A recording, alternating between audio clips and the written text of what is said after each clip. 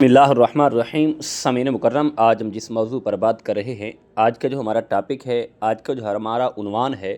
وہ اس موضوع پر ہے کہ سوال کیا جاتا ہے کہ یہ جے نماز ہے، نماز پڑھنے کے بعد اس کا کونا الٹا کیا جاتا ہے کہ اگر اس کو سیدھا رکھ دیں تو شیطان آ کے نماز پڑھتا ہے، تو اس بارے شرعی حکم کیا ہے؟ تو ہم نے سن رکھا ہے کہیں سے، تو آپ آگاہ فرما دیں۔ تو آج ہم اس مسئلے پہ آپ کو آگاہ کرنے جا رہے ہیں، آج ہم آپ کو بتانے جا رہے ہیں انشاءاللہ العزیز۔ اس میں ایک دو مسئلے اور بھی ہیں، تو ہم آپ سے شیئر کرتے ہیں، تو انشاءاللہ اس کا آپ کو بہت بڑا فائدہ ہوگا۔ تو دیکھیں، سب سے پہلی بات تو یہ ہے کہ جو نماز پڑھنا ہے، نماز پڑھنے کے بعد جے نماز کا کونا الٹا کرنا یہ بالکل اچھا نہیں ہے۔ ویسے وہ کر لے تو ان کی مرضی ہے، لیکن یہ بات نہیں ہے کہ اگر وہ سیدھی رکھیں گے تو شیطان نماز پڑھتا ہے، شیطان آ کے سجدہ کرتا ہے، تو ایسا بالکل نہیں ہے۔ اگر شیطان نے سجدہ کرنا ہوتا تو وہ بھاگتا کیوں؟ شیطان تو سجدے سے بھاگتا ہے، وہ دوڑتا ہے، وہ تو لوگوں کو بدرہ کرتا ہے، لیکن اس طرح سے اگر کوئی کرتا ہے تو یہ بھی ٹھیک ہے، اور کوئی نہیں کرتا یہ بھی ٹھیک ہے۔ جو کرتا ہے وہ اپنی تسلی کے لیے کر لے تو ٹھیک ہے، ورنہ نہ بھی کریں تو اس میں کوئی حرج نہیں ہے۔ اور دوسرا سوال یہ ہے کہ کسی نے پوچھا ہے کہ جیسے اذان ہوتی ہے، ہم کہا جاتا ہے کہ اذان کے دوران کوئی کام نہیں کرنا چاہیے، کچھ بھی جو خاموشی سے اذان سننی چاہیے، تو اس میں ایسا ہے کہ ہمارے محلے میں جو مسجد ہے وہاں اذان ہو جاتی ہے، اور اس کے بعد ہم تسبیحات کرتی ہیں، ذکر و اذکار کرتی ہیں، یا بقیہ جو ہمارے اذانیں ہوتی ہیں دور دراز سے وہ آوازیں آتی ہیں، کیا ان میں بھی خاموشی سے سننا چاہیے یا نہیں سننا چاہیے؟ تو اس بارے ہم آپ کو آگاہ کرنے جا رہے ہیں۔ تو دیکھیں، سب سے پہلی بات تو یہ ہے کہ ایک اذان اگر آپ نے سن لی ہے،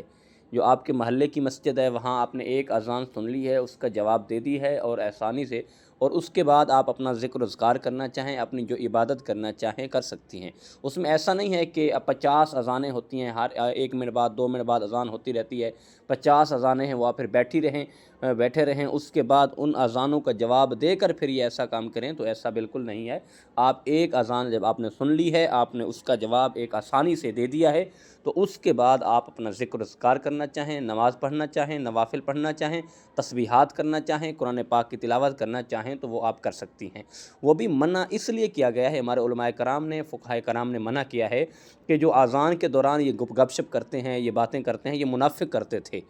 یعنی منافقت کرتے تھے لوگ، یہ شر پھیلاتے تھے۔ اس وجہ سے کہا گیا کہ اذان کے دوران کوئی بات نہیں کر سکتے، آپ کسی سے ہم کلام نہیں کر سکتے، خاموشی سے اذان سنیں۔ تو اگر ایک اذان آپ نے سن لی ہے تو اس کے بعد آپ جو کرنا چاہیں، عبادات کرنا چاہیں، اپنے کام کرنا چاہیں تو کر سکتی ہیں، کیونکہ اب ہر اذان کا جواب دینا تو دیتے رہیں، سنتے رہیں، تو پھر تو یہ ہر 5 منٹ بعد 3 منٹ بعد یہ اذان ہوتی رہی، 50 اذانوں کی آواز ہے، تو کہ آپ 50 کے انتظار میں بیٹھی رہیں گی؟ تو ایسا بالکل نہیں ہے۔ آپ اس میں باقی جو کام ہیں اور جو عبادات ہیں آپ وہ کر سکتی ہیں آسانی سے۔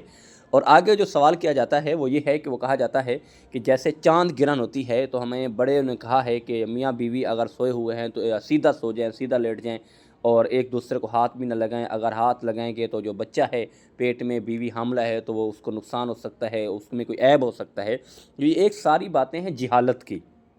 یقیناً یاد رکھیں یہ جہالت کی ہے، کیونکہ ہمارے بڑوں نے، کسی نے علم پڑھتے نہیں، پھر کسی نے کان میں بات ڈال دی کہ یہ ایسا ہوتا ہے، پھر یہ بات نسلوں تک چلی جاتی ہے۔ یہ جہالت ہی ہے، اس کی شرعی حیثیت کوئی بھی نہیں ہے۔ اور یقیناً یاد رکھیں، اب جو دیکھیں غیر مسلم ہیں، کیونکہ وہ ان باتوں پہ عمل نہیں کرتے، ان کے بچے صحت مند بھی ہوتے ہیں، طاقتور بھی ہوتے ہیں، کیونکہ یہ ہمارے مسلمانوں کے اوپر ہے، کیونکہ ہم علم پڑھتے نہیں، ہمارے اندر یہ جہالت بھری ہوئی ہے، ہم یہ مسئلے سنتے نہیں ہیں، کسی سے علم پڑھا نہیں ہے، ہم نے ایسے سنی سنو باتوں پہ عمل کرتے ہوئے یہ بات چلتی چلتی نسلوں میں چلی جاتی ہے، تو جس کا ہمیں